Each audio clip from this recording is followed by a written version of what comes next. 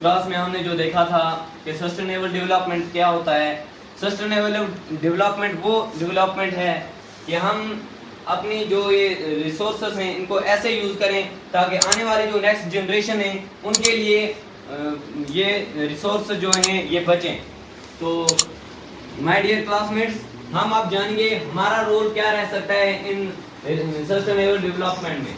देखिए, जैसा कि आपको पता है कि जैसे जैसे इंडिया की पॉपुलेशन बढ़ रही है, इंडिया की पॉपुलेशन जैसे जैसे बढ़ रही है वैसे वैसे हमें कंजप्शन ऑफ नेचुरल रिसोर्स में इंक्रीजिंग देखने को मिल रही है। जैसा कि आप जानते हो कि इंडिया एक डेवलपिंग कंट्री है, इसमें डेवलपमेंट भी हो रहा है और इसमें आपको पता है ये पॉपुलेशन इंक्रीज होने के साथ साथ हमें क्या क्या चाहिए। अगर पॉपुलेशन इंक्रीज हो रही है तो हमें मोर फूड, हमें ज्यादा गुज़ा चाहिए क्योंकि पॉपुलेशन भी इंक्रीज हो रही है, उसकी वजह से हमें ज्यादा एनर्जी चाहिए, ज्यादा एनर्जी की वजह से हमें वाटर भी चाहिए।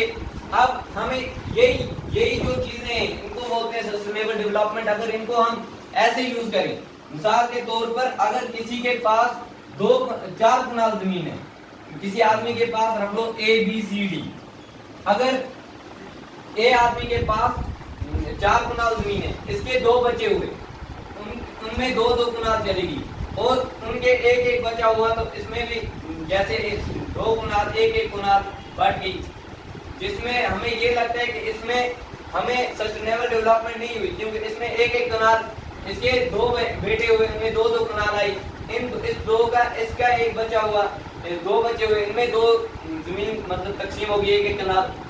आप देख सकते हैं कि अगर इसके बचे होंगे तो इसमें ये कौन क्या देगा, इसको कौन सी जमीन देगा क्योंकि इसके पास 1 ही कनाल है।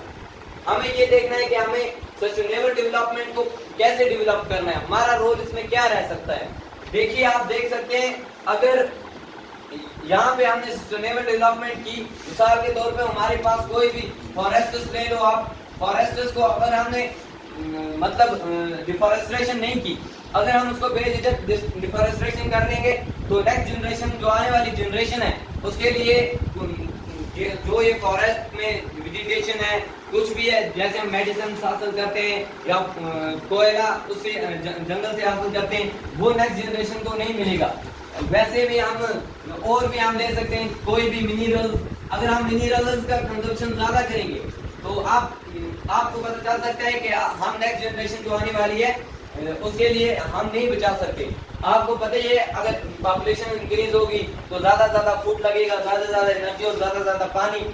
इसके लिए हमें चाहिए कि हम एक महदूद के एक क्वालिटी के अंदर उसको हम यूज करें ताकि आने वाली जनरेशन, और हम उसको यूज करें लेकिन एक महदूद के अंदर, ताकि आने वाली जनरेशन जो है उसके लिए भी ये फायदेमंद रहे और बचे, ताकि उसके लिए भी ये बचे। अगर हमें पॉपुलेशन तो इंक्रीज हो रही है, उसके लिए हमें मोर फूड चाहिए। फूड कहाँ से आता है? फूड तो क्रॉप से आता है, उसके लिए हमें मोर क्रॉप्स उगानी पड़ेंगी। अगर हम मोर क्रॉप्स उगाएंगे तो उसके लिए सॉइल में जो है, हम तो क्रॉप्स जो है सॉइल से हासिल करते हैं, सॉइल के जो न्यूट्रिएंट्स हैं वो कंज्यूम होंगे और स्लोली ये सॉइल जो है ये अनयूजेबल बन जाएगी। मेरे भाइयों, अगर ये हम देखें इसमें से, अगर हमें इसमें कुछ स्टेप्स उठाने तो ये 17 सस्टेनेबल डेवलपमेंट गोल जो यूनाइटेड स्टेट्स ने दिए थे, इसमें से मैंने आपके सामने कुछ ये पेश किए हैं। आप देख सकते हैं अगर हम किसी को क्वालिटी एजुकेशन देंगे, मिसाल के तौर पर अब हमारे घर में जो है हम कोई भी चीज लेते हैं, मिसाल के तौर पर जमीन ही का हम देखेंगे, अगर एक आदमी के पास 4 कनाल है, उसके 2 बच्चे होते हैं, वो उन दोनों में 2 कनाल बांट देता है, फिर उन दोनों बच्चों में से उन दोनों का 1 बच्चा होता है, फिर उन दोनों के भी 2 बच्चे होते हैं, फिर उनका भी, उनके दरमियान भी 1 कनाल बढ़ जाती है। मिसाल मतलब इस मेरा कहने का मतलब ये है, ये इसकी पहली, दूसरी, तीसरी, चौथी पीढ़ी के लिए कुछ बचता ही नहीं है। अगर हम क्वालिटी एजुकेशन देंगे, क्वालिटी एजुकेशन का मतलब है हम इसको कैसे कंजप्शन करेंगे, कैसे हम सस्टेनेबल डेवलपमेंट को आगे बढ़ाएंगे ताकि आने वाली नेक्स्ट जनरेशन जो है इसके लिए भी ये सस्टेनेबल डेवलपमेंट, ताकि इसके लिए भी ये रिसोर्सेज बचे, ये मिनरल्स बचे। तो इसके लिए हमें क्वालिटी एजुकेशन, मिसाल ये मैं कहना चाहता हूँ कि हमें क्वालिटी एजुकेशन देनी चाहिए कि घरों में क्वालिटी एजुकेशन होनी चाहिए ताकि उनको पता चलना चाहिए कि डेवलपमेंट, ये जो हम रिसोर्स या मिनरल्स ये इस्तेमाल कर रहे हैं ताकि आने वाली हमारी पीढ़ियों के लिए भी रहना चाहिए। ताकि जो हमारी पीढ़ियां आ रही हैं उनके लिए भी ये रिसोर्सेज, ये मिनरल्स ये रहने चाहिए।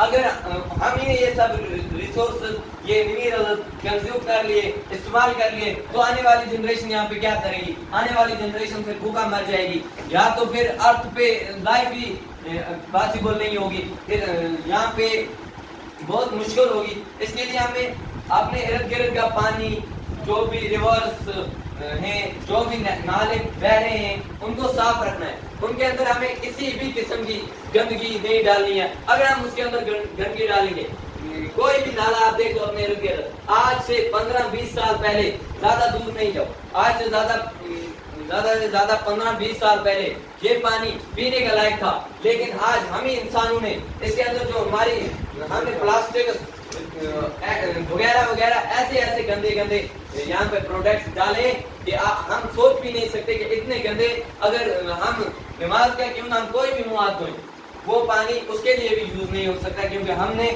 नालों में इतनी गंदगी डाली है। पीना तो पीना अपनी जगह, हम उसको इस्तेमाल वाशिंग में भी इस्तेमाल नहीं कर सकते। इसके लिए हमें चाहिए कि हम इनको साफ रखें ताकि आने वाली जनरेशन जो है उसके लिए बचा रहे।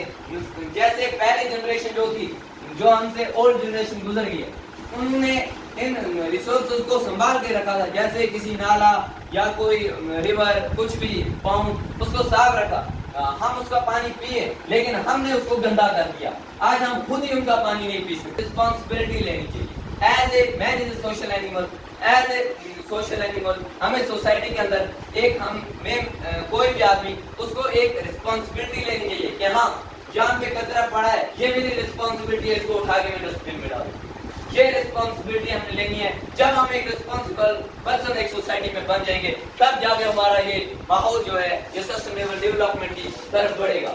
मेरे भाइयों, थोड़ा आप ध्यान रखो यहाँ पे कि रिस्पॉन्सिबिलिटी हम कैसे एक आदमी ले सकते हैं। आप देखोगे कि रास्ते में चलते चलते हम कुछ भी जंक फूड्स खाते हैं, तो उसका जो हम अंदर से खाते हैं, तो उसका कागज जो बचता है, उसको हम ऐसे ही फेंक देते हैं, या तो नालों की तरफ या रोड में। अगर मैं इसको यहाँ पे फेंकूं, तो यहाँ पे सोइल के अंदर जाके उसकी फर्टिलिटी भी कम हो सकती है। अगर ये नाले के अंदर गया तो पानी भी खराब हो सकता है। तो उसको हमें चाहिए कि हम डस्टबिन में डालें, जिसकी वजह से हम एक रिस्पॉन्सिबल पर्सन बन सकते हैं एक सोसाइटी में। साधारण ये तो उनमें से मैंने आपको चंद एक पेश किए हैं। इसका पहला आता है नो पॉवर्टी, मतलब कोई गरीबी नहीं होगी। गरीबी का मतलब यहाँ पर यह है कि कोई भी भूखा नहीं सोएगा या कोई भी भूखा नहीं रहेगा। दूसरा है जीरो हंगर, मतलब कोई भी भूखा, जैसे आप इंडिया में देख सकते हो, यहाँ पे ज्यादा दुनिया में रिकॉर्ड पाया गया है कि सबसे ज्यादा भिखारी इंडिया में। क्यों है? क्योंकि यहाँ पे ये जो रिसोर्सेज हैं, ये जो मिनरल्स हैं, ये बहुत ज्यादा कंज्यूम किए जा रहे हैं, जिसकी वजह से हमारे जो आने वाली जनरेशन है, नेक्स्ट जनरेशन, उनके पास कुछ बचेगा नहीं।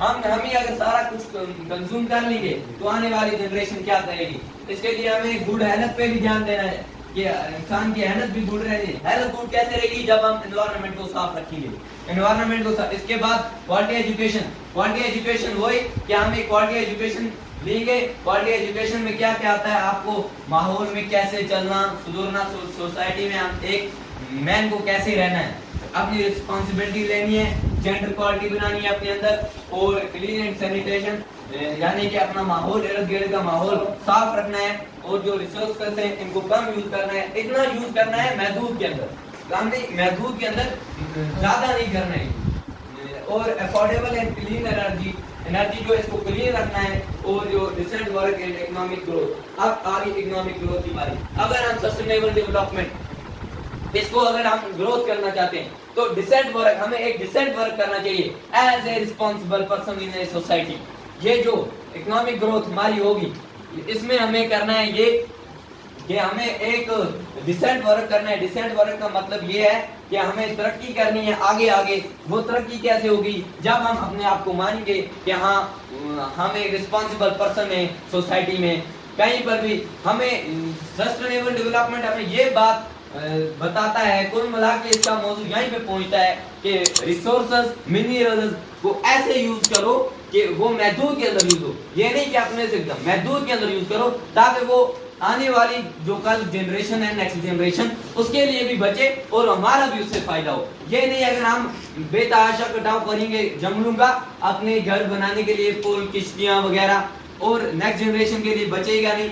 तो ऐसे अगर हम ये इस्तेमाल करेंगे तो ये हमारा सस्टेनेबल डेवलपमेंट नहीं। अगर हम जंगल से लाते भी हैं मेडिसिन या कोयला लाते हैं जलाने के लिए, उसको एक महदूद के अंदर लाना है ताकि आने वाली नेक्स्ट जनरेशन के लिए भी वो बचना चाहिए। तो यही था हमारा रोल क्या है सस्टेनेबल डेवलपमेंट में। उम्मीद करता हूँ आपको समझ आई होगी।